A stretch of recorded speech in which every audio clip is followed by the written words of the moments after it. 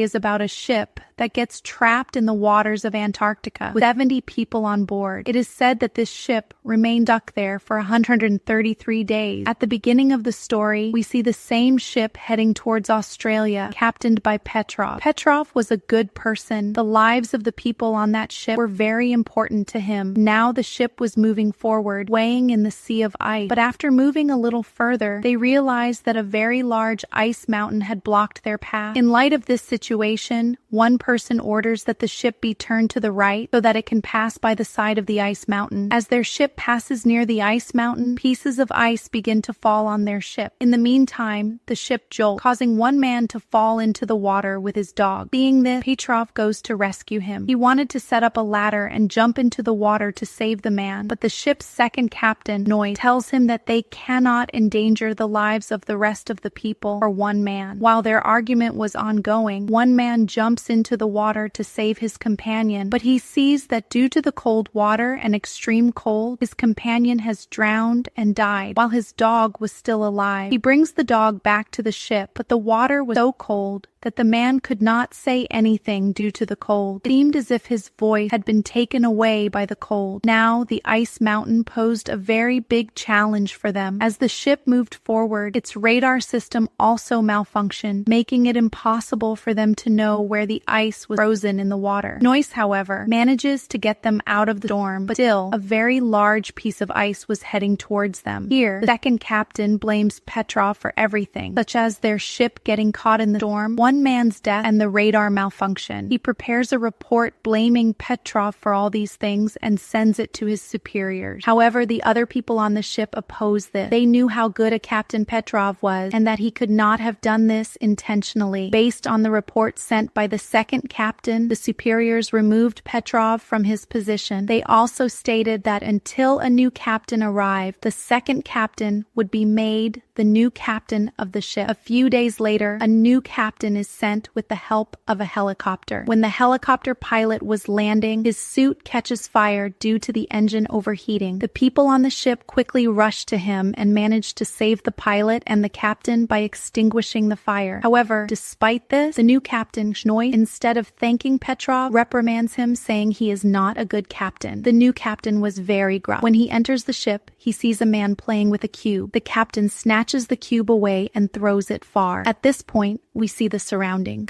Everywhere was ice, and their ship was completely stuck. The ship was neither moving forward nor backward. On the other side, we see the city of Moscow, where Petrov's wife, who was a journalist, is talking to a minister and pressing for help for her husband. Meanwhile, on the ship, Knois and everyone are having a meeting about how to escape the storm. Then one of their companions suggests that they remove the petrol from the ship and create a big explosion, which might clear a way forward. This meeting was ongoing when the new captain arrives and shuts it down. His words indicated that he did not like Petrov at all, and he also rejected the plan to create the explosion. But Petrov also felt that something was not right. The new captain tells everyone, "The fuel you are talking about using to create an explosion, we might need that fuel in the coming days." Therefore, the captain now spreads the news of an emergency everywhere that their ship is badly stuck in the ice. So they now have to shut down the ship's lawyers because they did not know when their ship would get out of there. Petrov thinks about this. He was not going to remain silent. He wonders how long they will be stuck here waiting for help. So he takes a flare gun and goes down from the ship to learn about that ice mountain. Just then he sees the helicopter pilot who had brought the captain here, but the pilot tells Petrov not to worry. He will not tell anyone about this. As Petrov moves forward, after getting off the ship, the ice layer had formed on the water. When Petrov moves a little further, he finds the same cube that the captain had thrown, but there was an ice pit where he falls in. Then Petrov fires the flare gun, which the pilot standing far away sees, indicating that he is in trouble. Therefore, Knois comes with the rest of the crew to save him. He is then taken back and shown to the doctor. The new captain scolds him a lot, but he did not come back empty-handed. He had a lot of information. He tells the captain that a very large ice mountain is coming towards us from behind. Knois, if no one identifies us here in time, we will freeze to death here. The captain asks him what evidence he has. He shows the captain the cube he had thrown and explains, "Noise, that you threw it far away, so it should have been far, but I found it up close. This means that it has come close to us because of that ice mountain." Noise, when the captain hears his word, begins to believe him too, but he says nothing and quietly leaves. Meanwhile, on the ship, some people were playing the guitar to relieve their troubles when the captain arrives. He snatches the guitars from them and breaks them outside, telling them to remove the snow from the outer part of the ship. Petrov, who had been a captain, tells the new captain that there is no need to be so strict with everyone. "I know, Knois, the defense minister doesn't care about us. No one is coming to save us because the weather is terrible all around, with cold winds blowing, so we need to stick together to face this trouble." We see that their ship was getting covered in snow every day. The snow had increased by 2 to 3 inches on the ship. He tells the captain that we should ask for help from Australia, but the captain refuses to listen to him. The snow was starting to come inside the ship, and then a leak formed in the lower part of the ship due to the snow, and water began to flow inside, ruining all their food and clean drinking water. Somehow, all the people on the ship managed to seal the leak, but the danger was not yet over. Everyone on the ship was panicking. They thought they would not survive because there was only 3 days worth of fuel left to run the ship, and all the food was gone. Knoi had nothing left to eat. In this situation, the second captain of the ship incites everyone against the new captain and says that we have to blow up the fuel. Even if the captain refuses, we will all freeze to death here. Knoi, everyone fell for the second captain's word. They went and locked up the new captain, after which they all set off on their mission. They were going to take 5 tanks of fuel a little distance away and blow them up. Petrov tried very hard to explain to them not to do it, but no one listened to him, and they blew it up, which was of no use. Their plan had failed. The new captain was at a loss about what to do, so he tried to jump off the ship in his uniform. Noise saw him before he could harm himself and said that he didn't need to do that. "We will face this trouble together." Everyone on the ship felt very embarrassed about their foolishness in wasting all the fuel. They all went together to the new captain's office and apologized to him. The captain forgave everyone. Meanwhile, we see Petrov's wife, who had set out on another ship to save them all. On the other ship, a man came and told everyone that a very big storm was approaching. When they looked outside, they saw Knois had already fallen into the snow, which frightened everyone. They could clearly see their death approaching. Petrov told everyone that we would take our ship onto the snow slope, but everyone else said that it was very dangerous. He said, "No, we can do this." Now the new captain was also ready to support Petrov because he had already recognized his capability. Petrov said he would go in the helicopter and guide them on the way because their radar had already malfunctioned. Petrov told the captain that she would not drive the ship from the back. The new captain told him that he would guide him through the helicopter and that she would stay on the ship because she knew her ship well. After that, everyone was filled with enthusiasm and started their work. Now the new captain guided them through the helicopter. We see that such a large ship, Noise, passes within less than 10 meters of a 100-meter high ice mountain, but the captain's helicopter was still near that ice mountain because the winds were very strong, and then it crashed into the ice mountain and fell down. Seeing this, Petrov told the ship to turn back. The captain and the pilot, who were about to drown, had completely lost hope that Petrov would come to save them. They knew that he had been suspended before for making such a mistake. Instead of saving one man, he had been removed from the captain's position, but still Petrov came to save them. Nois was trying to stop everyone, but he brought the ship towards them just as the captain was about to drown. Petrov came and rescued them. At the same time, Petrov's team had also arrived to help them. They all got back safely onto the ship and were very happy that they had finally escaped such a big trouble. Now, they later found Petrov's wife's ship, from which they refueled their ship, and then all of them happily moved forward. They had successfully overcome a great ordeal. Everyone was saved. Their picture was also published in the newspaper, which Petrov's wife had arranged. They had spent 133 days on this ship, so no matter how big the trouble a person is in, if they try, they can definitely succeed. And with that, the movie